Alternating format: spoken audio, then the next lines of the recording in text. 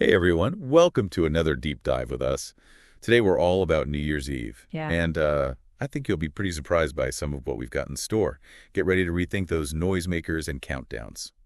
It's funny when you think about it, so many New Year's traditions we think of as modern actually go back thousands of years. We'll be diving into a few ancient rituals that might surprise you. Oh yeah, for sure. Like, did you know New Year's celebrations can be traced back to ancient Babylon, like almost 4,000 years ago?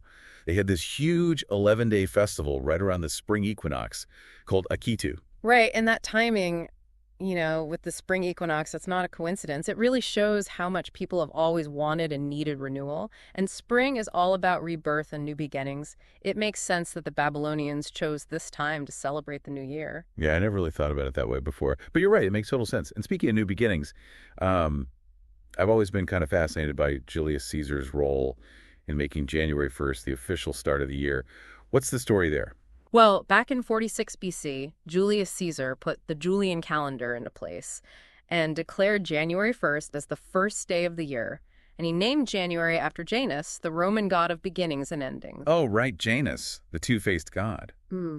It's amazing how that imagery of looking back and also looking forward is still such a huge part of New Year's even today. For sure, it really shows how powerful those ancient myths and symbols are. I mean, they still resonate with us today because they speak to something deep about what it means to be human.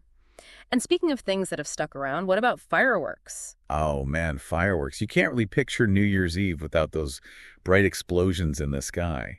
But I'm guessing they weren't always about dazzling huge crowds. You got it. They started way back in ancient China, and the original idea was to scare off evil spirits. It's pretty wild how traditions evolve, but the basic idea can stick around. So it's still about getting rid of negativity and hoping for good things. But the way people do it has changed. So how have other cultures added their own spin to New Year's Eve traditions over time? That's a great question. To answer it, we've got to take a trip around the world.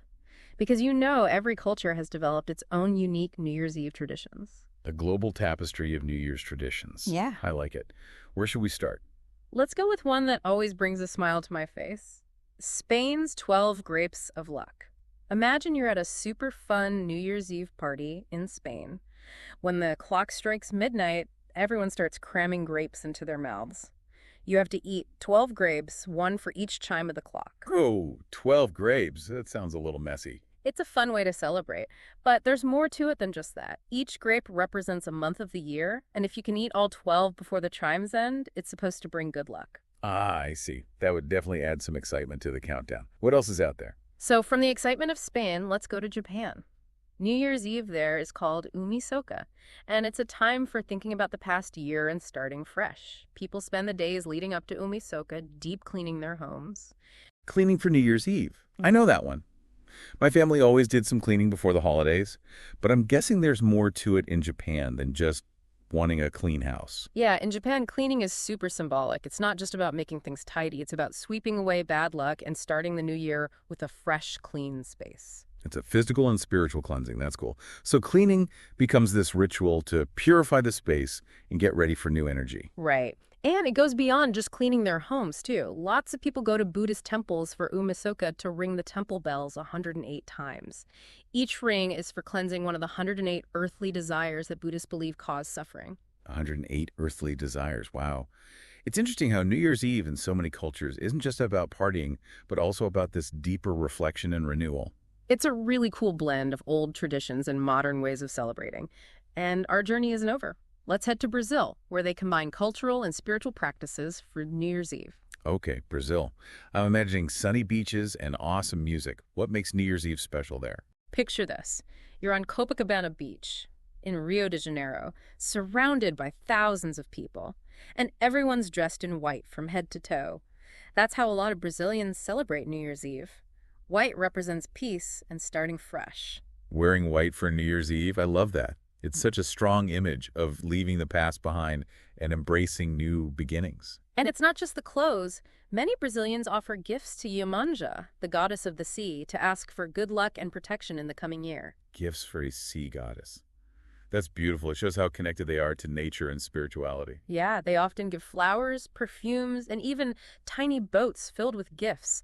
These are passed into the ocean as a way of saying thank you and showing hope. I bet that looks amazing. So we've got grapes for luck in Spain, cleaning for purification in Japan, and offerings to the sea in Brazil. That's so cool how different these traditions are around the world. It is. But with all these differences, there's something that connects these celebrations. Everyone wants a fresh start. They want hope and renewal. It's true. Even with the different customs and beliefs, we're all basically saying we want a better future. Which makes me think, as interesting as all these global traditions are, it's important to remember that New Year's Eve is also a personal time. It's a time to reflect. Absolutely, it's a good time to that.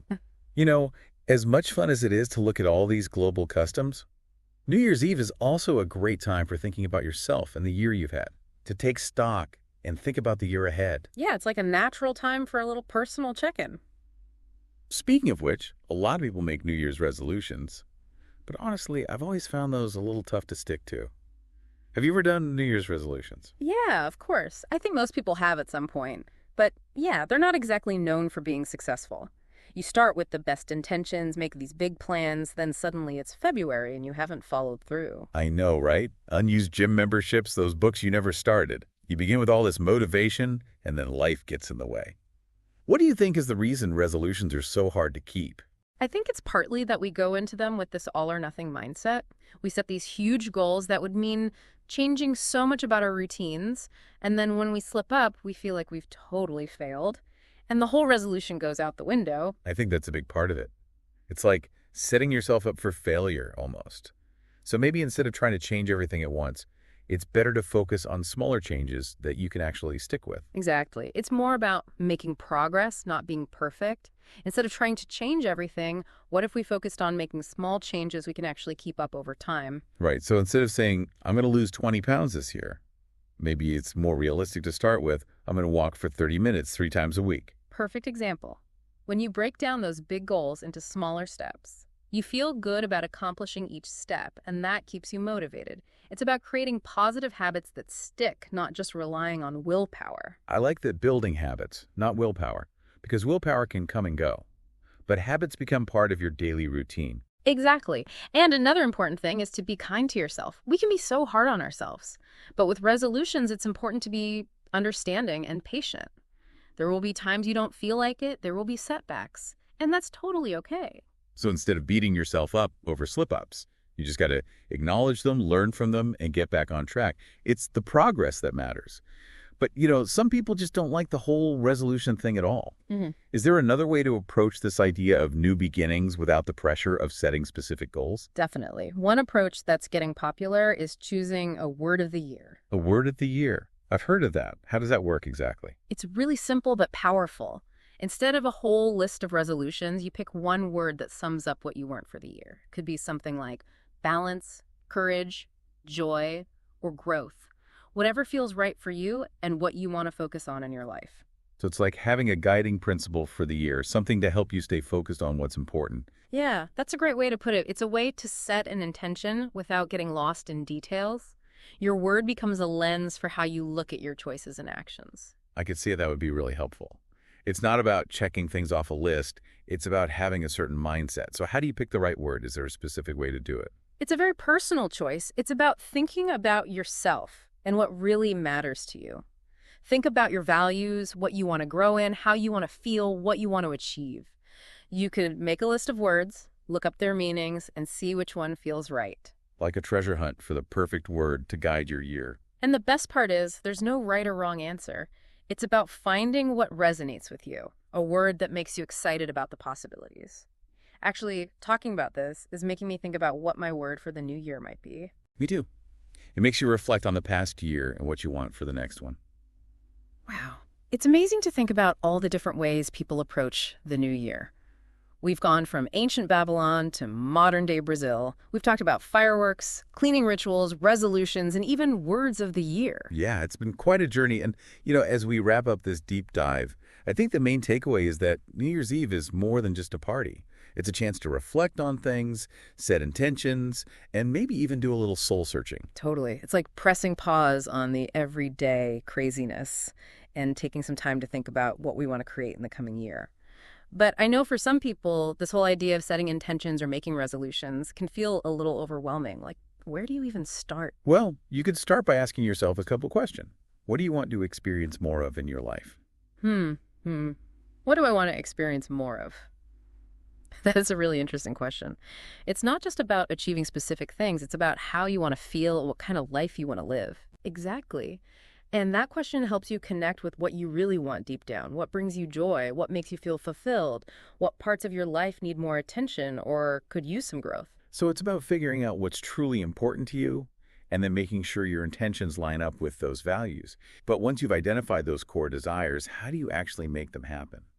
One way is to break down those big aspirations into smaller, more manageable steps. Remember how we talked about building habits instead of relying on willpower? It's the same idea. Right. So instead of saying, I want to travel the world, you could start with something like, I'm going to research one new destination each month. Exactly. Taking those small, consistent steps towards your bigger goals keeps things moving.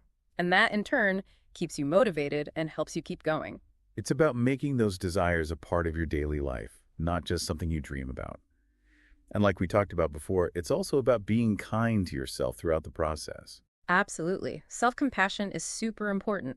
You won't always feel like taking action. There will be setbacks and challenges. Don't let those things stop you. Acknowledge them, learn from them, and keep going with curiosity and self-acceptance. So as we say goodbye to another year and welcome all the possibilities of a new one, I want to leave our listeners with this thought. As you look back on the past year and ahead to the next, what's one small step you can take today to get closer to what you really want? To live out the words you've chosen? Or just to create a life that feels more true to yourself? A great question to ponder. Remember, even the longest journey starts with a single step. That's right. And on that note, we want to wish everyone a very happy new year. May it be full of joy, meaning, and maybe even a few wonderful surprises. Thanks for joining us on this New Year's Eve deep dive. See you next time.